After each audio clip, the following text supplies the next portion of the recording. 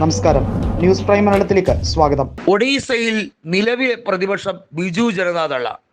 നവീൻ പട്നായിക് നിയമസഭാ സാമാജികൻ പോലുമല്ല, അദ്ദേഹം വിശ്രമ ജീവിതം നയിക്കുകയാണ്.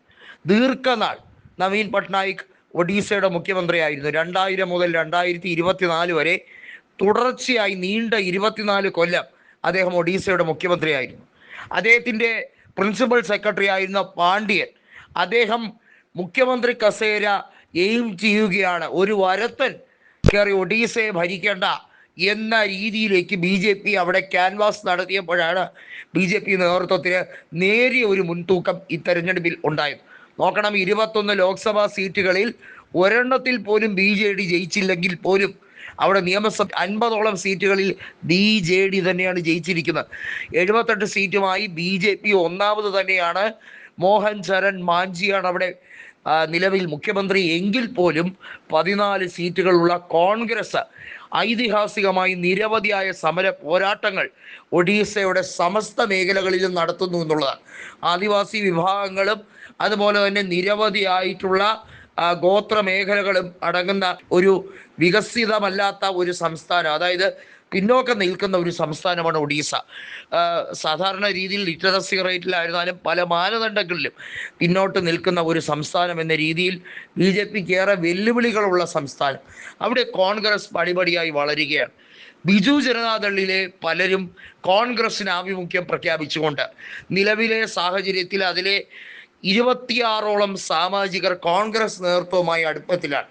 അതായത് കോൺഗ്രസിലേക്ക് ലയിക്കാനുള്ള നീക്കങ്ങൾ തുടരുകയാണ്. അത് നവീൻ പട്നായിക്കിന് താല്പര്യമുണ്ടായിട്ടൊന്നുമല്ല. പക്ഷേ BJD, ബിജു ജനതാദളിന് ഇനിയൊരു ഭാവിയില്ല എന്നുള്ളത് മനസ്സിലാക്കി തന്നെയുള്ള നീക്കമാണിപ്പോൾ ഒഡീസയിൽ നടക്കുന്നത്. ഒഡീസയിൽ പതിയെ പതിയെ കോൺഗ്രസിന് അവിടെ ശക്തമായ വേരോട്ടമുണ്ട്. നിലവിൽ ലോക്സഭയിൽ MP ഒഡീസയിൽ BJPക്കും കോൺഗ്രസിന് മാത്രമാണ്. അവിടെ ബിജു ജനതാദളിന് വട്ടപൂജ്യമാണ്.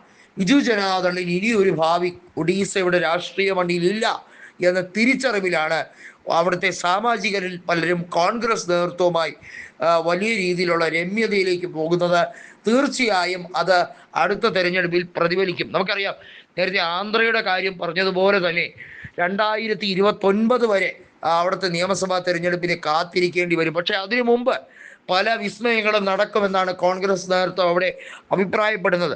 കോൺഗ്രസിന് ഭരണം കിട്ടുകയാണെങ്കിൽ അത് അപൂർവമായ സംഭവമായി കണക്കാക്കണം. നമുക്കറിയാം, ആന്ധ്രയുടെ വിഭജനത്തിന് ശേഷം ആന്ധ്രയും തെലങ്കാനയുമായി മാറിയതിനു ശേഷം തെലങ്കാനയിൽ അധികാരം പിടിച്ചെടുക്കുക എന്ന് പറയുന്നത് രേവന്ത് റെഡ്ഡിയുടെ ഭഗീരഥ പ്രയത്നം തന്നെയായിരുന്നു. അതുപോലെ ഒഡീസയിൽ യുവ നേതൃത്വത്തെ വളർത്തിയെടുത്തുകൊണ്ട് പരമാവധി അവിടെ മുന്നോട്ട് കുതിക്കുക, ബിജു ജനതാദൾ വോട്ടുകൾ കൂടി കോൺഗ്രസിലേക്ക് സ്വാംശീകരിക്കാൻ വേണ്ടിയുള്ള തയ്യാറെടുപ്പുകൾ നടത്തുക, ഇതൊക്കെയാണ് അണിയറയിൽ ഇപ്പോൾ ഒരുക്കിക്കൊണ്ടിരിക്കുന്നത്. അത് വിജയിക്കുകയാണെങ്കിൽ BJPക്ക് ഏറെ നാൾ അവിടെ മുന്നോട്ട് ഭരിക്കാൻ കഴിയില്ല. ഇപ്പം തന്നെ സ്വന്തം പാർട്ടിയിൽ വലിയ വെല്ലുവിളികൾ നേരിടുകയാണ് മുഖ്യമന്ത്രി മോഹൻ മാഞ്ചി.